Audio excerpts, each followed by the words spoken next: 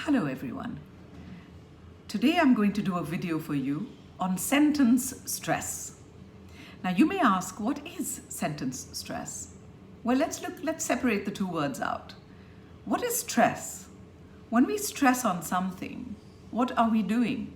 We're putting emphasis, we're saying it clearly, we're giving it weight, we are possibly even saying it louder. And certainly making it extremely clear, right? So that's when I'm stressing on something. Do not do that. So if I stress like that on something, I'm stressing every word, right? Well, the English language is spoken with stress and unstress, both of them in each sentence, in every phrase.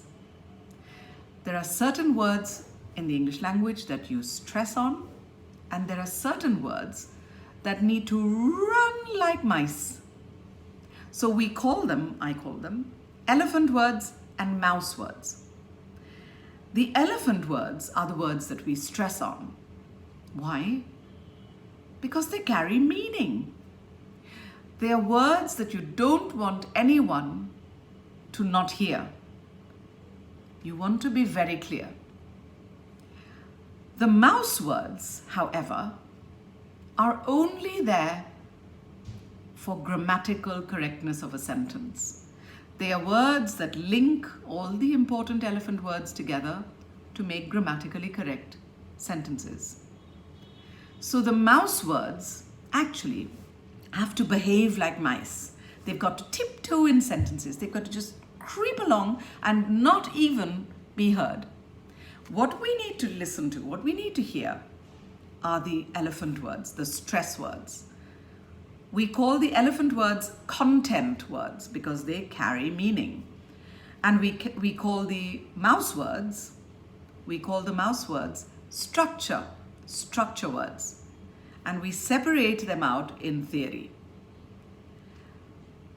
So when I look at a sentence, I've got to look at words and look at them carefully and say, which ones of these, which words here actually carry the meaning of the sentence? So I've got a sentence here in front of me. Sentence stress is the music of spoken English. What do you think are the words that are important? Sentence stress, music, spoken English. Is the of are structure words. Basically, when you separate the two, you understand structure words even more. Is the and of, do they carry any meaning? Not really. But if I say sentence stress, music, spoken English, the intonation of my words automatically transfer meaning, right? I don't know how many of you lived in the days when people sent telegrams. You remember every word or every letter was paid for. And so you'd really you would definitely not put structure words in there. You just put the content. Mum sick, come soon.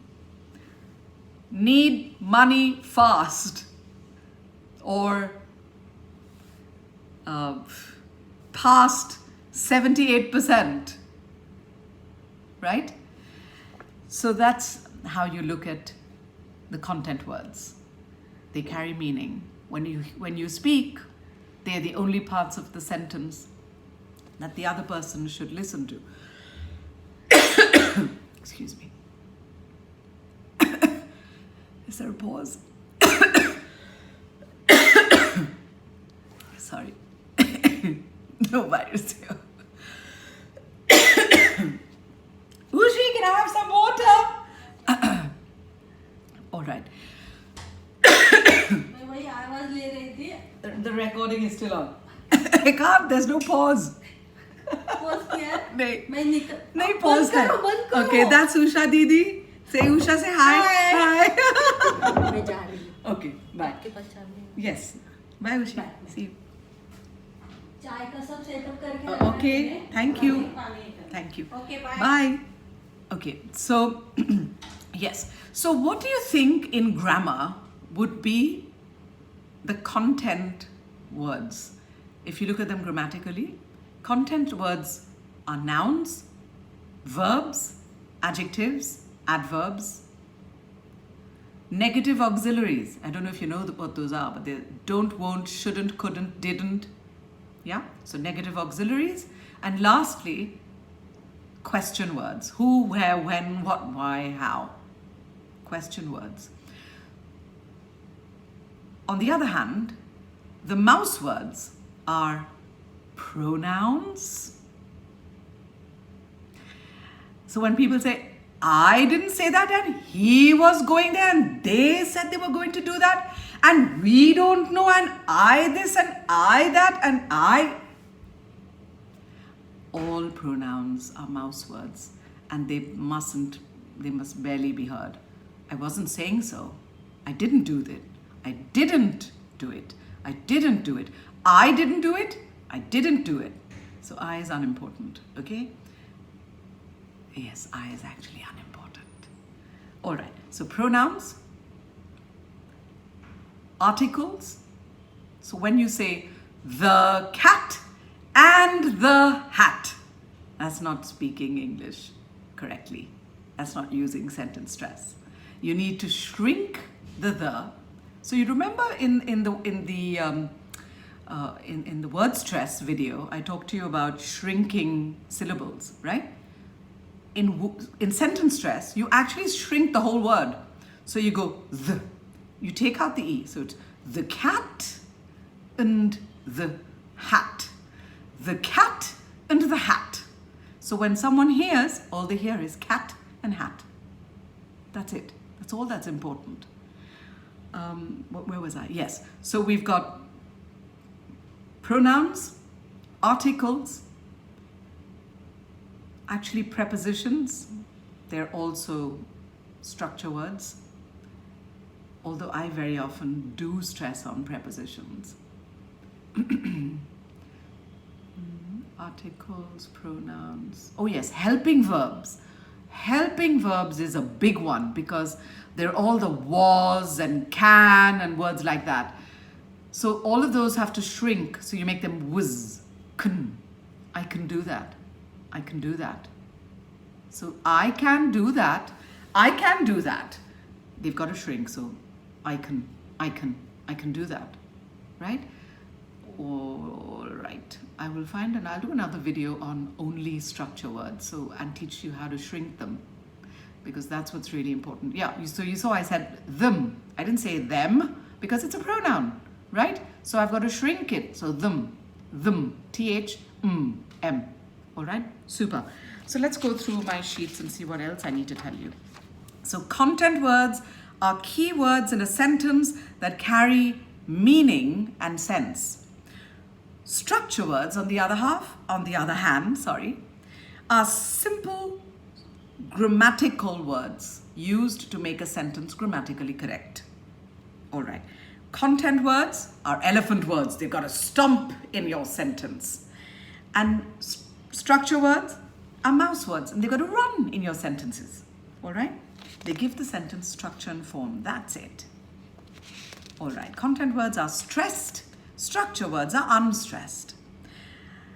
Well, there's another rule that I'll talk to you in another video, which is that the time between the stressed words is always the same. But we'll talk about that in another video. So what are my content words? I wonder if you can see this. Yeah. So they are nouns, verbs, adjectives, adverbs, negative auxiliaries, and question words, right? Can you see that? Yeah. And what are structure words? Oh yeah, conjunctions. Conjunctions are a big one. I'll talk to you about conjunctions in a minute. Look at that. Pronouns, prepositions, articles, conjunctions, and auxiliary verbs, or what we call helping verbs. All right, so why conjunctions? Why? And conjunctions are a big one in India. We love to stress our conjunctions. They don't need to be stressed. They do the job of a comma, right? So, but, because, and we love stressing them when actually they need to be shrunk. So I'm going to do another video on punctuation and the sounds of punctuation. That's when you'll see how the conjunctions follow and how they work. But all the conjunctions need to be shrunk. So you say, I was going to school. To becomes t. I was going to school, comma. When my mother called me back home. No. So you shrink it. When my mother called me back home. I was going to school when my mother called me back home, right? I was going to school when my mother called me back home. That's stressing every word, and it is very tiring on the ears. Now, speech theory isn't only for us to be able to speak English correctly. Speech theory has many practical reasons. The reason for sentence stress is that people should be able to listen to you for hours without getting tired. I've given workshops for adults and spoken for 6 hours with a short break in the middle. And by the end of it, they tell me they feel refreshed and not tired. Why is that? It's because I speak with sentence stress. I have been to college in India, and I have been in classrooms where every single word is spoken clearly. And then students, we do this and we do that. And this is why all things must work like that. So teachers, please, I beg of you, for the sake of your children, please use sentence stress. When they listen to teachers talking for a long time, their brains get so fatigued because they don't know what the important parts are. They are focusing on every word that you're speaking. They need to be able to drop away words that are unimportant. Their minds mustn't have to gather and collect all the words that you're speaking. Their minds need to absorb only the important things you're saying. So sentence stress takes a lot of practice, but it has to be mindful practice. The idea is to practice shrinking rather than stressing, because as Indians we stress pretty much every word. It's the unstressing which we need to work on. So I'm going to give you a few right now that I want you to practice from today for the next week at least. Choose a few, come back and find a few more. When you've practiced and perfected them, you will start noticing that your speech is becoming so clear, so tight, and so interesting. So let's do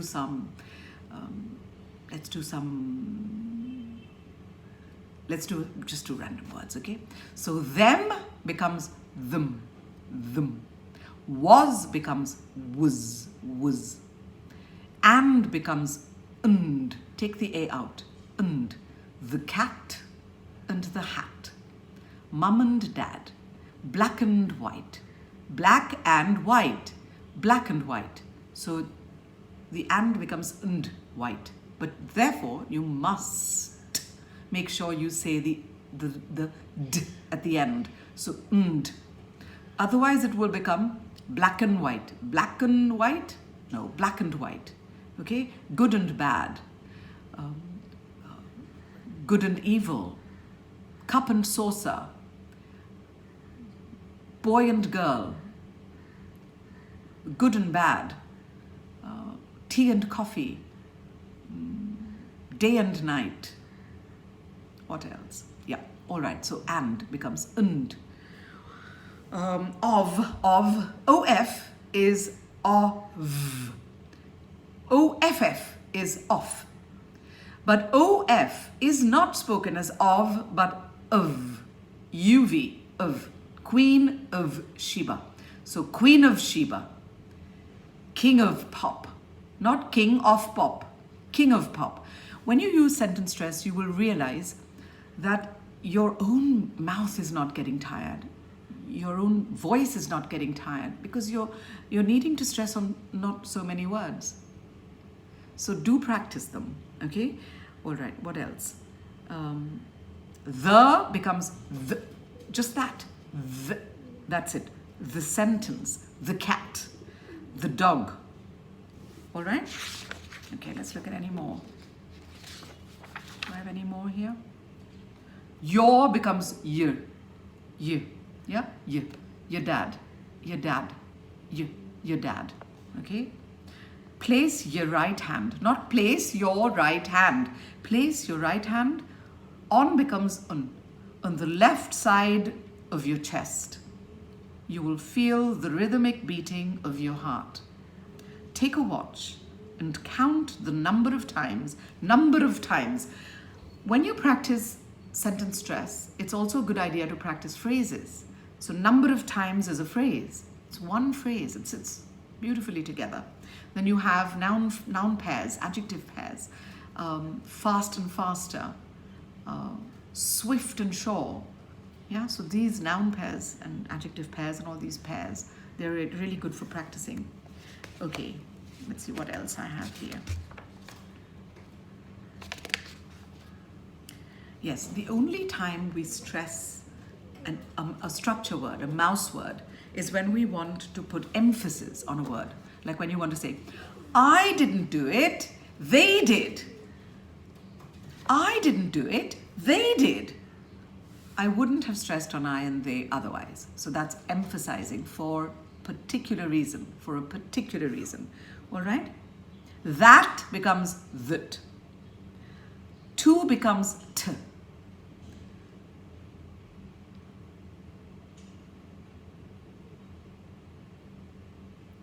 They're often, all right.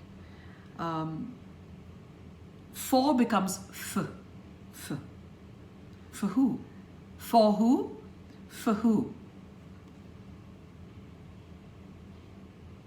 But if you say, who is that for? I guess that's different.